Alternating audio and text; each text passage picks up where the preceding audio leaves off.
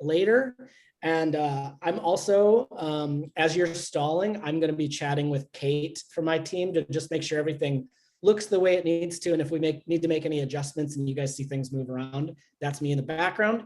If anything goes weird or wonky during the event, I might come in as the, a voice that says, hey, this is just the team. Here's the thing.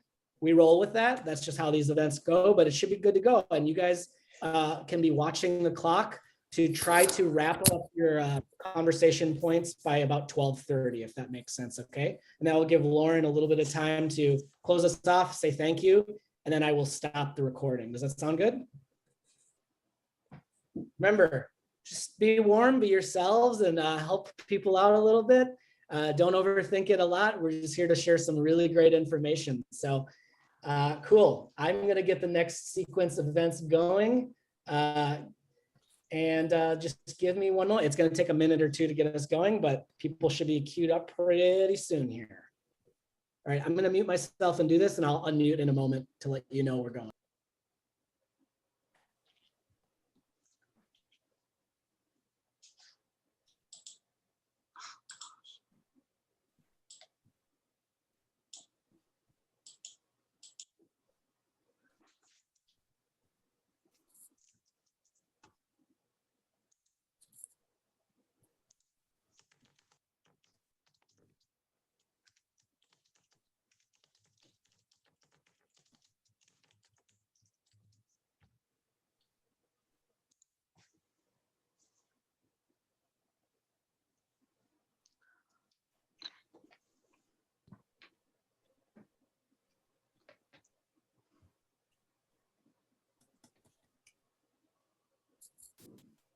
All right, we're gonna have to do our first pivot, guys. Here we go. We have an error that's brand new, so we're gonna need to go live on the main Disability Hub Facebook page, which means we're gonna have a little bit more stalling that we need to do. Kate is gonna be messaging that Facebook page so that people know where to go live. So Kate, what we can do is when that goes live on the page, you can grab the link and put it into the event to let people know that's where they can watch it. Sometimes these things happen. It is what it is, but that should still message everybody on the page. So hold tight, we're almost there.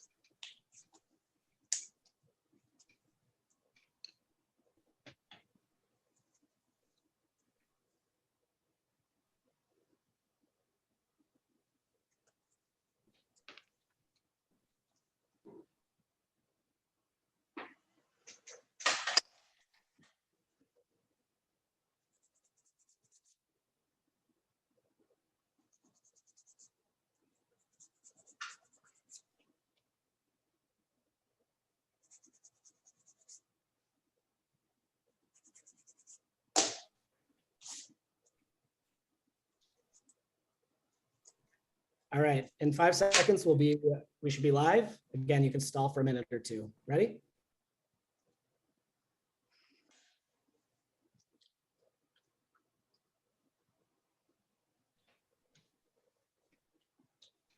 Hi, everybody. Thank you for joining us here today on what is our second live stream at Disability Hub. We're so welcome. Thank you for everybody coming. This is a second live stream for us today, and we're trying to make sure that you get information and resources that help you to understand your options. We're going to wait a few seconds here today just because we're streaming in a slightly different spot. We want to make sure everybody has a chance to see that we're streaming and hop on the stream. So we thank you for your patience here a little bit at the beginning. This is going to be recorded, so there will be a chance for you to watch it back on Facebook if you miss anything at the beginning right now. But we're going to get rolling here. So last week we talked a little bit about Disability Hub and what we do. And this week we're going to pivot a little bit and talk to some experts at the Department of Human Services Disability Services Division. And we're going to be talking about Waiver Reimagine. Specifically, they're going to be covering some proposed changes to what's called consumer-directed community supports, or CDCS. That's a service option which allows people to self-direct their waivers. And so the good folks at DHS are going to let us know kind of what could be changing with this option, what's going to be staying the same, and how you can get involved to provide your input and your thoughts on what should change and stay the same. So my name is Lauren. I'm with Disability Hub MN. I'm a female with brown hair, black glasses, and I'm wearing a red sweatshirt. Before we jump into the sort of content of the presentation today, I want to give you a few notes about the presentation itself. We are going to be taking questions and comments, so feel free to add those into the chat as we go along here. We're going to try to get to as many as we can today, but we will be putting links in the comments, including a link to the frequently asked questions, or FAQ page, about Waiver Reimagine. So after today, some questions are going to be added to that FAQ, so check it out, check back in there to see some of those answers to your questions. About your questions, we'd like if you could refrain from asking specific questions and providing personal information. Since this is a live and a public event, we want your information to stay private. However, if you have like a really specific question about personal needs, you can always send an email, call, or chat to the hub, and we'd be more than happy to talk with you about it. So we are ready to begin. It looks like I'm going to hand it over to Dougnette. He's going to be kicking things off. He is the Deputy Assistant Commissioner of Community Supports Administration at DHS. So welcome, Doug. All right, thank you, Lauren. Yeah, again, my name is Dougnette. I'm the Deputy Assistant Commissioner with the Community Supports Administration at the Department of Human Services. I want to thank you all for your time this afternoon to join us to talk a little bit about Waiver Reimagined. The reason why we wanted to meet is we really just want to make sure that you guys all have the most up-to-date and accurate information about what's happening with Waiver Reimagine. We also want to continue to get your feedback. This is a work in progress, and so we want to make sure that we're keeping you up to date with with all the information we have, but then also to get your feedback as we continue to work on this project. There's a lot of talk about Waiver Reimagine going on right now because it's being debated within our legislature. And what's being debated is whether or not the state will allow the Department of Human Services approval to ask the federal government for approval to move forward to our next phase of the project. So yes, we have to ask the state for approval in order to ask the federal government for approval. So it's just one in a series of many steps that need to be taken before this ever goes live. So there is really still a lot of work for us to do, even if we do get approval from the state to move forward and ask the federal government for their approval. So even if everything is approved, the earliest implementation for Waiver Reimagine will be in 2023. And how that would go is that at a person's renewal date, their services would roll into Waiver Reimagine sometime during 2023. So at the very earliest, it will be at least 1.75 years before anyone moves to Waiver Reimagine. And for some people, it'll be almost 2.5 years by the time you would be impacted by the Waiver Reimagine change. So no matter any way you look at it, we do have a lot of work for us ahead. And we really want to make sure that we're connecting with you all to get your feedback so that as we adjust and make continued policy changes and decisions going forward, we're all on the same page, we're working together, and we have a really good way of exchanging information so that you're learning from us and we're continuing to learn from you. With Waiver Reimagine, I just kind of want to do a little bit of an overview of why we're moving forward with Waiver Reimagine and why we feel it's an important direction for the state of Minnesota. When we started asking people about what they thought the direction of the waiver system in Minnesota should be like, a lot of people told us they wanted more choice and control in their life. At the time, we had been doing consumer-directed community supports for a while, and people liked the service, but there were some flaws. And we knew there was ways that we could strengthen our approach to allow people to really have more self-directed lives, be able to utilize maybe a combination of self-directed services and provider-directed services, and look at different ways that our policies and our system can really support that kind of choice. Because really what we want to do is set up a system that is easier for you all to be creative with, and really to design the services around the type of life that you want to live. So really much of what we're trying to propose with Waiver Reimagine really comes from the feedback that we've gotten from over years from all of the families and people receiving services, and you all on this Facebook Live event as well. So again, what we're trying to do is adjust to make things easier and more successful for people to self-direct their services. We want to make it a lot easier to navigate. I think that's a really important point of all of this effort. And I say that from personal experience. I was in the provider world for many years, and I've been a legal guardian for a family friend. And even for a person who knows the system, I thought inside and out, I often got hung up by a lot of the complexities within it.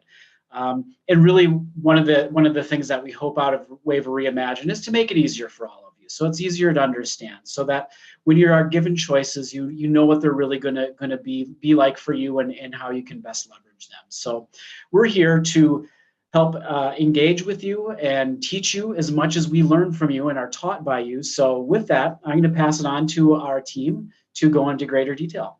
Thank you. Thanks, Doug. My name is Hannah Lamb, and I'm a fiscal policy analyst, DHS, working on Waiver Reimagine. And I have brown hair and pink glasses. And I'll let Megan introduce herself too. Hi, I'm Megan. I am a fiscal policy lead at the Disability Services Division in the Department of Human Services, and I have red hair, purple glasses, and a dark green sweater. Thanks. Next slide, please.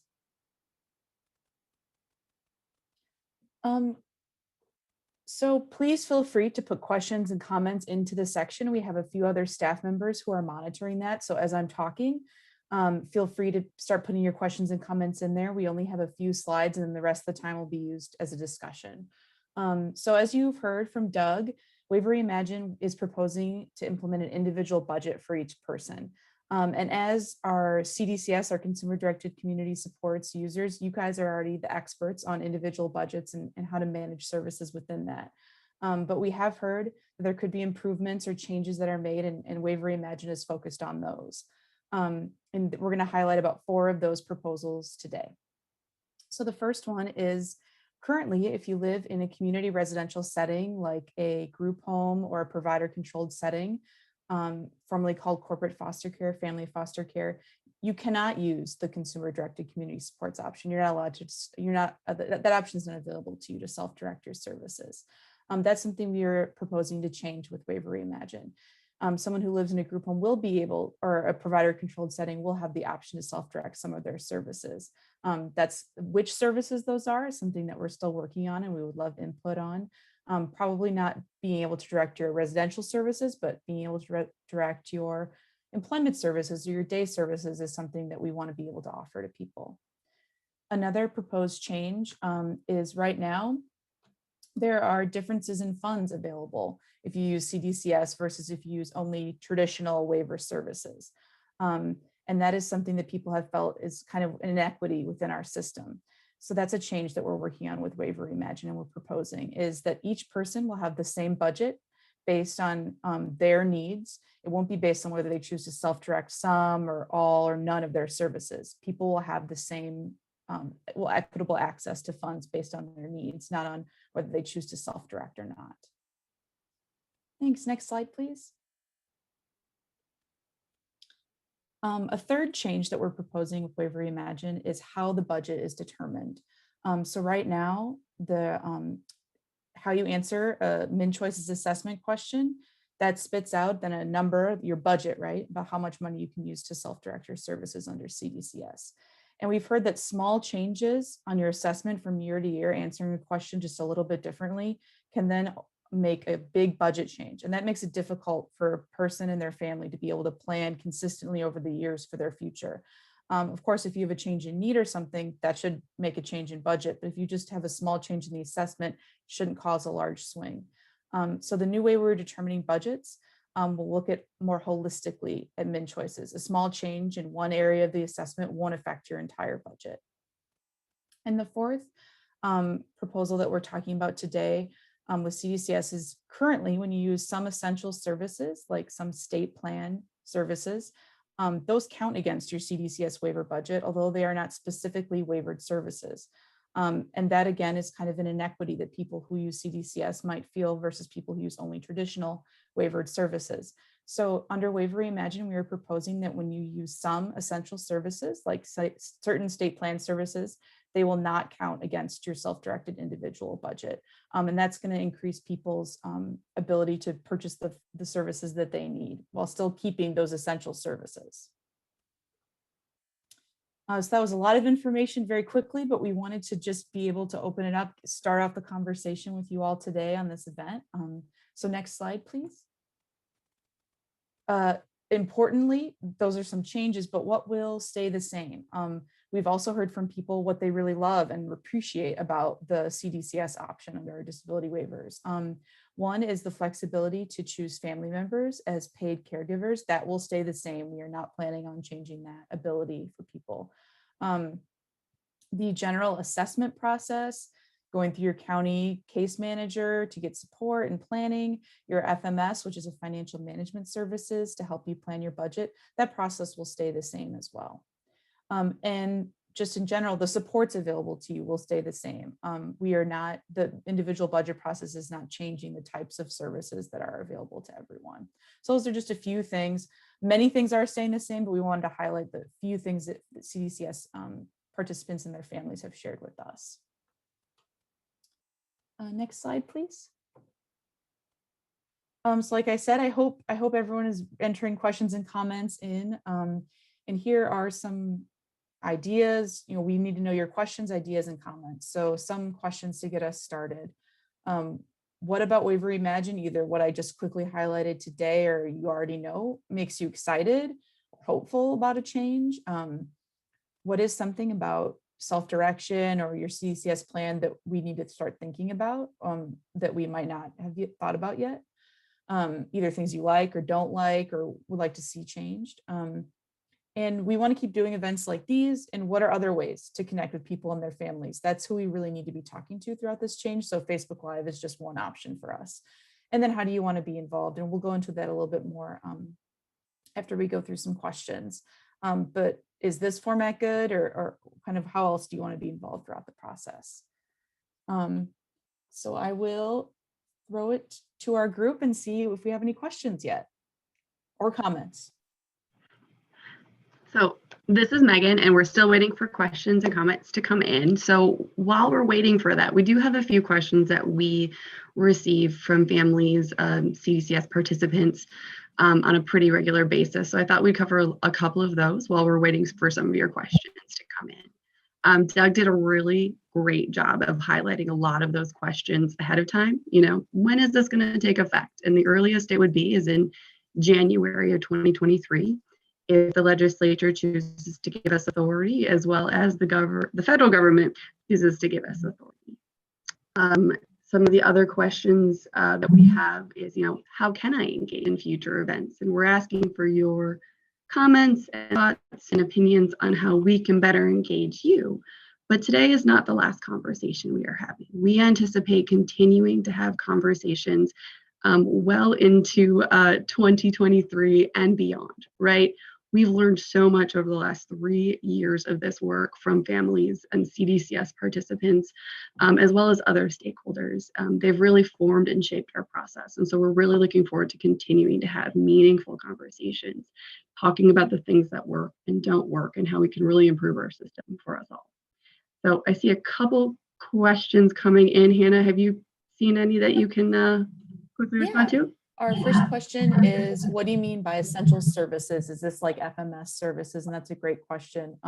So what I was referring to in that is specifically state plan services. So by that I mean services that are available under state Medicaid, our Minnesota State Medicaid program, that are not waivered services. So that wouldn't be like FMS services or day support services or respite or any of those type of waivered services. We're talking about certain PCA services, certain home care nursing services that are paid for under a state plan. Those would not count against your budget, as those are not specifically waivered services. There's kind of a confusion there because there are certain types of PCA that are waivered services and certain that aren't, but that's what we're referring to when we said essential services. So I'll take a next question. And we have a question of, will this help counties be the same throughout the state?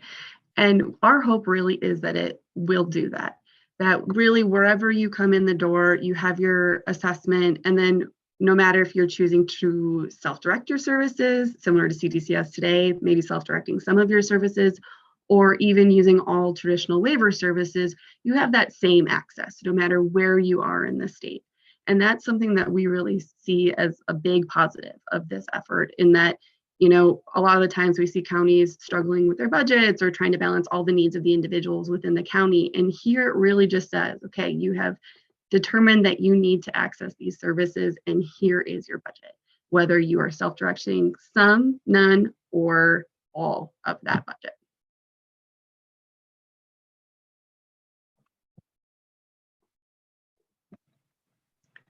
Another one was, according to, this is a question from someone, according to the chart I saw with living at home, it shows that our budget might be cut by 75%. We might not be able to have a nurse, and that would severely affect us, as this person is a single parent. And so I'm not exactly sure, obviously, which chart you're referring to. It might have been the legislative report that we put out that was showing where budgets might be. And, you know, we can kind of quickly address that, and Megan can jump into. So when we were creating the budget amounts, which are still proposals, we really wanted to focus on people living independently. And so that's where we tried to create the biggest room for people to have services, because that's where people in Minnesota want to be incentivizing independent living. And so the majority of CDCS users who live independently or with their family will see the same or a higher budget than they have before. And so that was something that was really important to us. So I don't know if you want to add anything to that, Megan. Sure. And like Hannah said, I'm not quite sure which table or graph that you are referencing, but I do want to address that when we set up the budget amounts, and there are different budget amounts for people who would be in a paid residential setting, like Hannah talked about, or living in their own home or with family. We created those budgets based on the service utilization of people who are using the waivers today. So while those values are different, and we could spend an entire hour just talking about that topic, it really has to do with how people are using their services today. And that does include both CDCS participants and traditional waiver participants as well. So overall, really, when you're seeing those budgeting numbers, they reflect how people are using their services today, how much, the number of hours.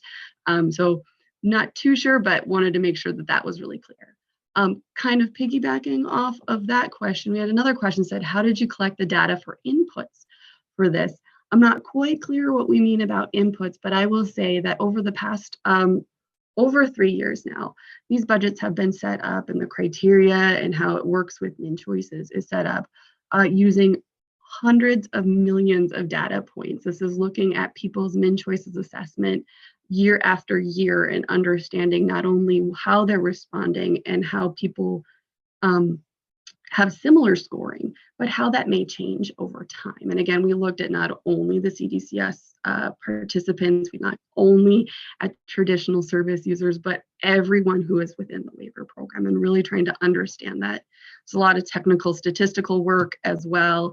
And when we were doing that statistical work, we made sure to always come back to our community, our stakeholders, and our experts to talk through, okay, here's what the statistics have found, right? Here's all of the data on the table. Does that make sense for us here in Minnesota? What is our lived experience, and how do we need to change that? So that's been an iterative process that began all the way back in 2018.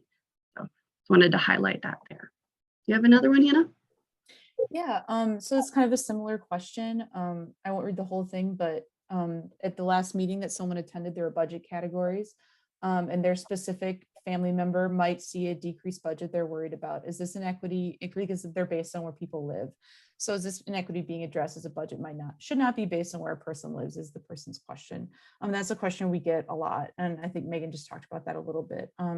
The budgets are based on service mixes, so assumptions about what services a person might use, and the rates for certain services, like a community residential, are different than for people who live at home. And so that's kind of where those differences in living setting budgets come from. And I'm not sure about your specific situation, of course, but we also want to take into account, and I'll highlight again, that some services that are currently counting against your CDCS budget will not in the future. And so while that would be meaning 2 budgets for you to work with, that also increases the flexibility and kind of the amount of money that you have to spend on certain services. And we are quickly running out of time, but we've got a handful of questions in here about accessing PCA or other state plan services. And we do want to be clear that we have proposed so far that this would be a shift for CDCS users. Today, right, your PCA hours would be spent within your budget if you're choosing to use them. Now, if you're using PCA on the waiver or extended PCA supports, those would be included in your budget. However, if you're looking to access state plan PCA or in the very near future CSSS, that would be outside of your budget. So we do want to be clear that the rules are a little bit different here as to what is inside and outside of a budget.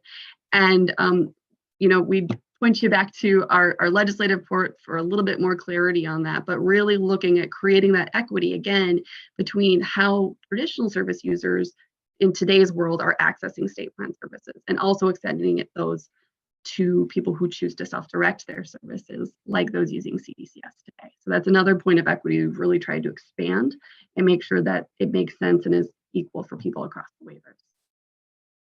We might have time for one more. Do you have one, Hannah? Yeah, so this is a good question. Will waivers still be strictly either traditional or CDCS, or are we now able to choose which types of supports to be CDCS or self-directed? How our budget's going to reflect those needs, that combination, because of course licensed services are more expensive than some self-directed services, and that's a really good question. So yes, we're not keeping them totally separate. We're allowing people to choose which services they want to self-direct. All, some, none. People's budgets will be the same, and of course that's a good point. Some licensed services do cost differently, have different rates or inputs than the self-directed, but we're hoping with the budget equity that people who choose to self-direct will have more flexibility and more funds available to them. So I don't know if you want to add anything. I think you said it greatly, Hannah. If you're a person who has a level of support and anyone who walks in the door who has a level of support needs that are similar to yours, you're all going to be in the same budget grouping, which means whether or not you're choosing to self-direct is not determining how much you're getting. So I think you said it really well, Hannah. Thank you for echoing that. And we're also getting, just really quick, a lot of questions about how to contact us. And so if you want to go to the next slide, please. Thank you. And so you can email us. There is a direct Waiver Reimagine email here. We also have a website where we will post frequently asked questions and summaries of events like this that we've had. You can also subscribe to the e-list to get announcements about certain events that we're going to be having. Sorry. And so, yeah, we can keep taking questions. I'm still looking at them. And Megan, if you want to answer another one, or I guess we should start winding down too. Yeah, I think we are time limited. So I want to make sure that we're being respectful of people's time. But I will say, check out that webpage. There's so much information there. There's reports from previous work we've done. There's really great updates. Our team is working really hard to make sure that the most current up-to-date information is on the website. So if you ever have questions, you go, hey, what's going on with Waiver Reimagine? You might want to check there first. And I also wanted to add that this recording will stay up here and we'll have a transcript included. I saw someone mention in the comments an accessibility issue. So feel free to email us about that. And if you keep commenting, we're going to keep monitoring the comments. So even if your comment comes in an hour from now, we'll still be able to see it. I think we're going to turn it over to Lauren. Yes, thank you. So it looks like our time is up for today. We're so grateful that you all took the time to see this live event, and also for all of the wonderful questions that you've asked. And like we just mentioned, keep those coming. We'll be monitoring that comment section for those. I hope some of you received answers that helped you better understand what's happening with the CDCS and Waiver Reimagine. But just keep looking at those FAQs for more and more information. That page is really detailed and a great resource. This event event is also going to be available as a video on our Facebook page, so you can review it. If you missed anything, you can also share it with others. If you'd like to do that, please do so. If you want more information, please check out the links that were provided. And if you think this event is helpful and you'd like to see more like it, please let us know in the comments below. So thank you again for being here, and hope you all have a great Friday. Bye, everybody.